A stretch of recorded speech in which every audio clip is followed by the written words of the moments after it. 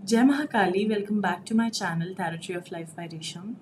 आज का टॉपिक बहुत ही ब्यूटीफुल है क्योंकि आज मैं बताने वाली हूँ आपको अहोई माता का व्रत यानी कि अहोई अष्टमी पे बच्चों के लिए व्रत क्यों रखा जाता है एंड क्या इसको प्रेग्नेंट लेडीज़ रख सकती हैं, क्या ये सिर्फ बेटों के लिए होता है, और इससे रिलेटेड कुछ और बातें आज के इन्फॉर्मेशन वाली वीडियो में आपको मिलेंगी।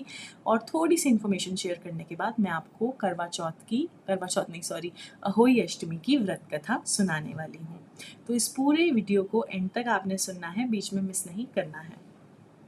तो अहोई माता जो हैं वो एक बहुत ब्यूटीफुल माता मानी जाती हैं आपको वरदान देने के लिए, ताकि आपके बच्चों की दीर्घ आयु हो, वो अच्छे अपनी लाइफ में कुशल मंगल रहें और उनकी हेल्थ अच्छी रहे, उनके जीवन में प्रॉस्पेरिटी रहे एंड सो ऑन। तो सारी मदर्स जो हैं इस दिन फास्ट करती हैं। तो इस दिन कौन कौन फास्ट कर सकता है, आइए पहले मैं आपको शेयर करती हूँ। सबसे पहले अगर आप एक बच्चे को मैनिफेस्ट कर रहे हैं, यानी कि आप चाहते हैं कि आप गर्भवती हो जाएं और किसी कारणवश नहीं हो पा रहे हैं, तो आपको अहोई माता का व्रत करना चाहिए, बहुत ज़रूरी करना चाहिए। बिकॉज ऐसा बोला जाता है कि जिसकी कोख भी बांध दी गई हो फॉर एनी रीज़न, वो भी खुल जाती है with the help of Ahoi Mata का व्रत। सबसे पहली चीज़। दूसरी चीज़, अगर आपके घर में कोई बेबी है, बच्चा है, छोटा है, बड़ा है, उसका कोई भी जेंडर है, इरिस्पेक्टिव ऑफ द जेंडर, आप ये फास्ट रखें उनकी अच्छी हेल्थ के लिए, उनकी अच्छी डेवलपमेंट के लिए, उनकी सक्सेस के लिए, ठीक है। क्योंकि मैंने ऐसा देखा है कि पहले के लोग ऐसे बोलते थे कि हम ये सिर्फ अपने बेटों के लिए रखेंगे क्योंकि बेटी तो पराया धन होती हैं। तो मुझे कभी ये नहीं समझ आया। इनफैक्ट मैं आपको एक बात बताती हूँ, जब मेरी बेटी हुई तो मुझे बोला गया कि इस व्रत को नहीं रखूं मैं क्योंकि ये तो अमान्य हो जाएगा, यानी कि ये माना ही नहीं जाएगा। बट मुझे ये बात बहुत ज़्यादा बुरी लगी और मैंने अपनी बेटी के लिए फास्ट रखा है, आज तक रखती आई हूँ और अब भी रखने वाली हूँ। तो आप इसको अपने बच्चों के लिए ज़रूर रखें और दिल से जो अपना बच्चा जिसको आप मानते हैं, चाहे आपका बच्चा आपने अडॉप्ट किया हो या दिल से जिसको भी आप अपना बच्चा मानते हैं, आप उसके लिए ये फास्ट रख सकते हैं। बहुत ही ब्यूटीफुल सी इसके अंदर एक कहानी है जिसको हम कथा भी बोलते हैं, कथा के रूप में आप इसको मान सकते हैं। और इसके अंदर पूरा बताया गया है कि किस तरीके से अहोई माता ने, एक गर्ल है उसकी कोख जो है उसको कैसे खोला एंड उसने अपनी ज़िंदगी के अंदर जो संतान का सुख पाया। तो संतान का सुख सबसे बड़ा सुख है। जैसे मैं एक मदर हूँ, मैं इस बात को मानती हूँ। तो इस फास्ट को आपको कैसे करना है मैं आपको शेयर करती हूँ। सबसे पहले सुबह आपको उठ जाना है, यानी कि सूर्य उदय से पहले आपको उठना है एंड आप कुछ भी जो है खा सकते हैं, जैसे कि वेजिटेरियन फूड में आप कुछ भी खा सकते हैं।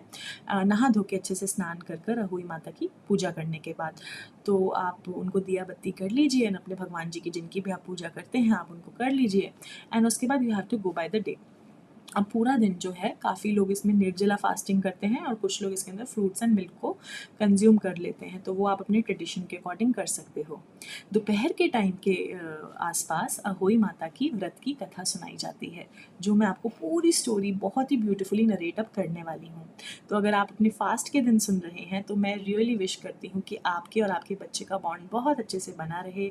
और अगर आप बड़ी मदर हैं, बड़ी मदर का मेरा मतलब अगर आपके बच्चे बड़े बड़े हैं और आप उनके करियर के लिए प्रे कर रहे हैं, उनको अच्छा लाइफ पार्टनर मिल जाए उसके लिए भी आप प्रे कर रहे हैं, या जिस भी आप फेज़ के अंदर हैं, मदरहुड हमेशा एक बहुत ही ब्यूटीफुल जर्नी होती है and so far the most beautiful journey of my life has been motherhood. तो चलिए सुनते हैं अहोई माता की व्रत कथा। एक कटोरी में गेहूं के दाने या फिर हल्दी चावल लेकर इस कहानी को सुने और अपने मन में एक प्रार्थना कीजिए कि आज जो मैं अपने बच्चों के लिए मांग रही हूँ, या फिर अगर आप अपने लिए आज संतान मांग रहे हैं, तो मेरा व्रत जो है उसको स्वीकार किया जाए एंड मेरे मन में जो भी भावनाएं हैं अहोई अष्टमी माँ, उसको आप सुने और अपनी कृपा मेरे बच्चों पे और मेरे परिवार पे बनाए रखें। माताएं अपने संतान की दीर्घायु के लिए पूरा दिन इस व्रत को करती हैं और फिर दोपहर के बाद अहोई माता की पूजा करती हैं और शाम को तारों को अर्घ देकर ये व्रत तोड़ती हैं। आइए अब हम अहोई अष्टमी की कथा को सुनते हैं। जय श्री गणेशाय नमः। एक साहूकार था जिसके 7 बेटे और 7 बहुएं थे। दिवाली से पहले कार्तिक अष्टमी को सातों बहुएं अपनी इकलौती ननद के साथ जंगल में जाकर खदान में मिट्टी खोद रही थी। वहां स्याहू की मान थी मिट्टी खोदते समय ननद के हाथ से स्याहू का बच्चा मर गया। इससे स्याहू माता बहुत नाराज हो गई और बोली, मैं तेरी कोख बांध दूंगी। तब ननद अपनी सातों भाभियों से बोली, तुम में से अपनी कोई कोख बंधवा लो। सभी भाभियों ने अपनी कोख बंधवाने के लिए इनकार कर दिया। इतने में सबसे छोटी भाभी सोचने लगी कि अगर मैं अपनी कोख बंधवा लेती हूँ तो अच्छा रहेगा, नहीं तो सासू जी नाराज हो जाएंगी। यह सोचकर ननद के बदले में छोटी भाभी ने अपनी कोख बंधवा ली।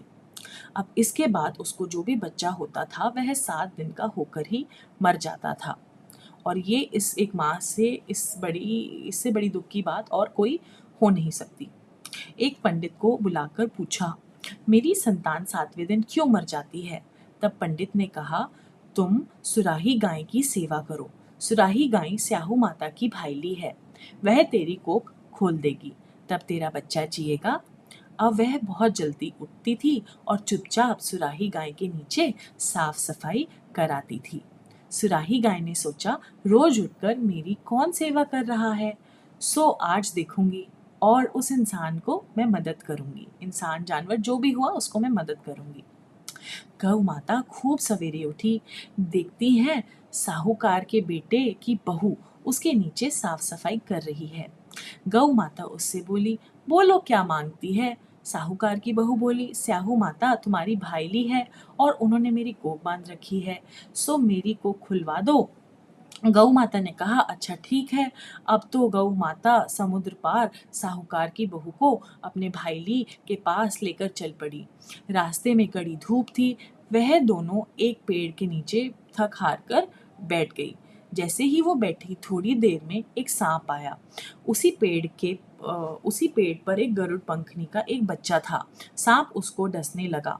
तब साहूकार की बहू ने सांप मारकर ढाल के नीचे दबा दिया और बच्चे को बचा लिया। थोड़ी देर में गरुड़ पंखनी आई तो यहाँ खून देखकर साहूकार की बहू को चोंच मारने लगी। तब साहूकार की बहू बोली, मैंने तेरा बच्चा नहीं मारा, बल्कि सांप तेरे बच्चे के करीब आया था, मैंने तो उस बच्चे की रक्षा करी है। यह सुनकर गरुड़ पंखनी बोली, मांग तो क्या मांगती है? वह बोली, 7 समुद्र पार स्याहू माता रहती हैं, हमें तुम उसके पास पहुंचा दो। तब गरुड़ पंखनी ने दोनों को अपनी पीठ पे बिठाकर स्याहू माता के पास पहुंचा दिया। ऐसा बोलते हैं कि जब आप जिंदगी में कोई रास्ता ढूंढ रहे होते हो तो यूनिवर्स जो है उसको ढूंढता चला जाता है। स्याहू माता उनको देखकर बोली, आप बहन बहुत दिनों में आई है। फिर कहने लगी, बहन मेरे सर में जुएं पड़ गई हैं। तब सुराही के कहने पर साहूकार की बहू ने उसकी सारी जुएं निकाल दी। इस पर स्याहू माता प्रसन्न होकर बोली, तुम मेरे सर में सिलाई घेरी है, इसलिए तेरे 7 बेटे और 7 बहुएं होंगी। वह बोली, मेरे तो एक भी बेटा नहीं है, 7 बेटे कहाँ से होंगे? स्याहू माता बोली, वचन दिया है। तब साहूकार की बहू बोली, मेरी कोख में तुम्हारे पास बंद पड़ी है। यह सुन स्याहू माता बोली, तूने मुझे ठग लिया है, तेरे घर पर तुझे 7 बहुएं मिलेंगी, तू जाकर अजमन करियो, 7 अहुई बनाकर 7 कढ़ाई करियो। वह लौटकर घर आई तो वहां उसने देखा कि 7 बेटे 7 बहू बैठे हैं। वे खुशी से अपने मन में बहुत प्यारी भावनाएं उसके आई। उसके 7 अहुई बनाई, 7 अजमन किए और 7 कढ़ाई करी। शाम के समय जेठानियां आपस में कहने लगी कि जल्दी जल्दी पूजा कर लो, कहीं छोटी बच्चों को याद करके रोने ना लगे। थोड़ी देर में उन्होंने अपने बच्चों से कहा, अपनी चाची के घर जाकर देख कर आओ कि वह आज अभी तक रोई क्यों नहीं। बच्चों ने आकर कहा, चाची तो कुछ मान रही हैं, खूब अजमन हो रहा है। यह सुनते ही जेठानियां दौड़ी दौड़ी वहां आई और आकर कहने लगी कि तूने कोख कैसे खुलवाई? वह बोली, तुमने तो कोख बंधवाई नहीं, सो मैंने कोख बंधवा ली थी। अब स्याहू माता की कृपा से मेरी कोख खुल गई है। हे स्याहू माता, जिस प्रकार आपने साहूकार की बहू की कोख खोली, उसी प्रकार हमारी भी कोख खोलना। तो जय अहोई अष्टमी की, एंड कमेंट सेक्शन में भी जय अहोई अष्टमी की आप ज़रूर लिखें, एंड मेरे चैनल को सब्सक्राइब करें।